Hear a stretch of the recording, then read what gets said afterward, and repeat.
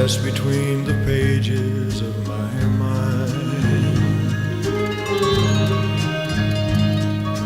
Hi, we're going to talk about our first car, our first relationship with classic cars or old cars or Studebakers, and I have something here from a member who's not here today, but he sent me this email, and it's from David Shelbo, and he said he wanted to share a bit about how and when he was first introduced to Studebaker cars.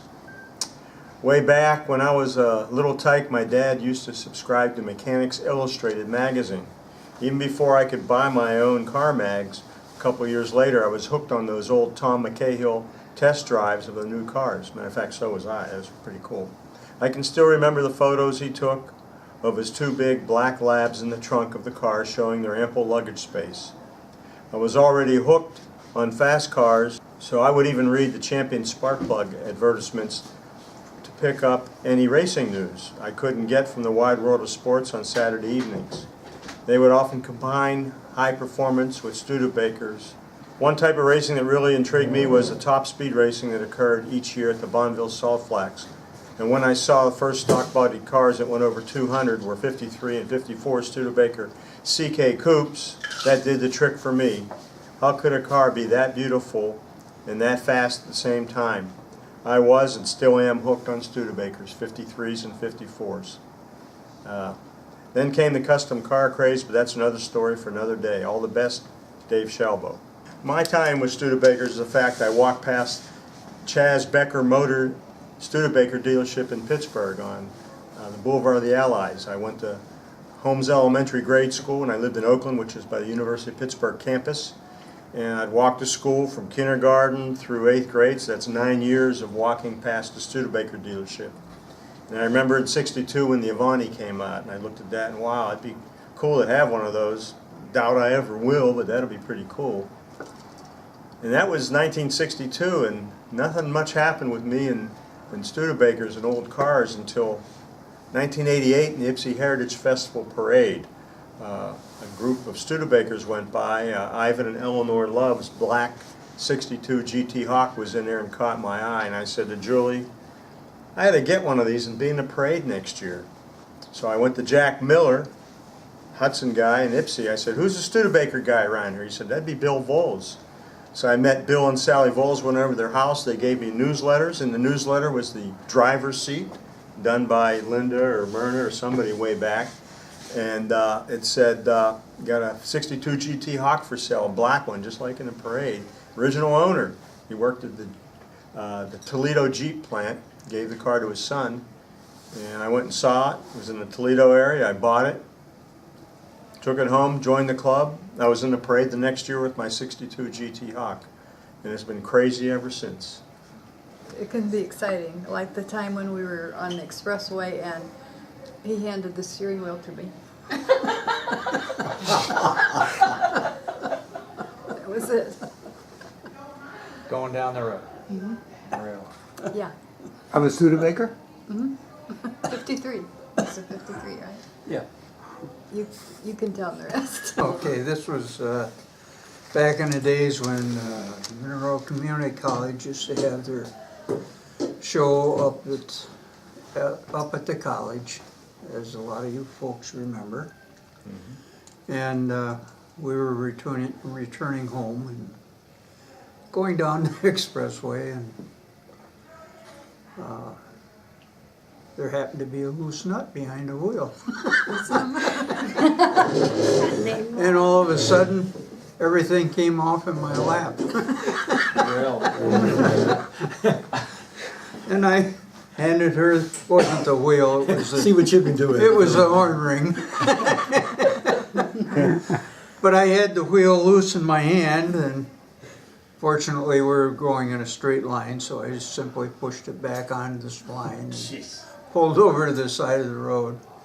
But I had the wheel off, fixing the horn, and didn't get the nut tightened down securely enough, I guess, and it had backed off. Came off while we were going home. Oh, wow. So that's the story of the No crash. nut behind the wheel. my story, I mean, it's either a long one or a very short one to kind of keep it thumbnail. Should have grown up in a Studebaker family because we lived in South Bend. My dad even worked there, and I had a brother and an uncle that worked around town and everything. But oddly, nobody in our family caught on to Studebakers except me, and it was probably a combination of the things that, well, like Harvey mentioned, and other stories you hear, is that I saw a 53 coupe on a car hauler parked across the street from a party store that I used to deliver newspapers to.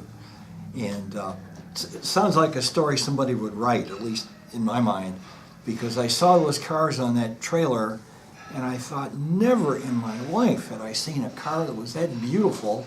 I want to learn how to do that. And so for better or for worse, that's what I did, was learn how to do that. So I still have a 53. It wasn't the original car that I had, but the most entertaining thing I think I did with a 53 Studebaker was to get a Champion C-body coupe, the one with windows, posts, and I decided I was going to make a convertible out of it. And I'd heard all the talk about, oh, you can't do that, you know, the thing will break in the middle, or the doors will never shut again, and things like that. Well, I enjoyed the fact that I proved them to be wrong, that I was able to take the roof off the car. It was like a farm car job, you know, I wasn't equipped with any tools or anything, but I had this idea. So we with the help of a friend, we chopped the top off the car. I got a couple of hardtop doors, the K-body doors, which, take it from me, fit except for around the A-pillar, where you have to invent something. And I had, in my mind's eye, I kept seeing a Carson top on top of a nosed and decked Mercury kind of treatment, you know, maybe a midnight blue with a white top and a white leather or something. And so, to me, that was always my most entertaining Studebaker memory. And I've had a few of them over the years, but the one I remember the most is that 53 Champion that had to bear all the indiscretions of having me chop away at it. I was born in '53. In 1958, my neighbor got an Edsel, and I thought that was the coolest car I'd ever seen. And I'm only 5 years old, but it got me into antique cars, and I've always liked them ever since. Getting into Studebakers, I was at my sister's house in Myrtle Beach, South Carolina. I went to a place called Barefoot Landing. If any of you have been there, it's a little tourist trap area. And picked up a magazine that was not on nothing but Studebakers. And I'd always liked their designs and thought, I'm going to go home and look on eBay and see what kind of stuff they got. And I spotted a Champ pickup truck, and I thought, this is unusual. And I got a Champ out of Iowa and restored it, and still have it. And got hooked on the Studebakers ever since. And I've been into Crosley's, Graham Page's, a whole bunch of Fords. And but Studebakers, they're unusual in a way, and I like the unusual. I even had an Edsel at one point, so it's been a blast ever since. My first experience with the Studebaker was I had a good friend in elementary school, and his brother had I must have been a 52 or 53 Studebaker. His brother was probably 5-10 years older, and we thought that was such a cool car. It had a V8 in it, and I think he might have hopped it up a little bit. But that was the first time I saw a Studebaker. Fast forward about 30 or 40 years, and my son calls me up one day, and he says, Dad, I want to go to a video game auction in East Lansing. So I say, okay, it was a Saturday morning. We go together. Well, it turned out it wasn't really a video game auction. They just had a few video games that he's a collector of these things.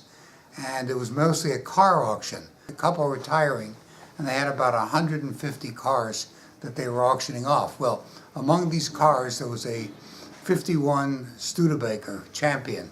And I always liked that. I always liked the bullet nose. And consequently, when it went up for auction, I bid, and I ended up with the car. And I've really loved that car ever since. And drive it, it's kind of I'd say more or less a stock car. And I've joined the Studebaker Drivers Club and have a lot of fun here.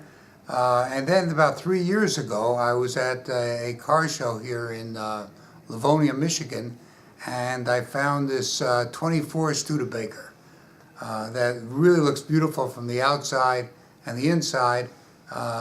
It's not stock. It has a Mustang engine and transmission in it, but I'm currently working on that, and hopefully we'll have it completed by this summer. Thank you. My experience with Studebaker started with my wife. When I married her, she had a brand new Studebaker. And I used to tease her. I said, that's why I married you instead of any of those other women that were waiting for me to propose. Because you had a new car. So she said if I behaved myself, she'd let me drive it once in a while. And then that was a 62 Lark she had. And so we got a 65 Studebaker, and then we got a 66 Studebaker, and then the ingrates went out of business. So, on a nice summer day, I'd say to the wife, hey, how about we take a ride in a Studebaker? And she said to me, does that car have air conditioning? And I said, no. Well, I'm not going then. So I said, well, when I married you, you didn't know cars came with air conditioning. And she said, well, I know it now, buddy.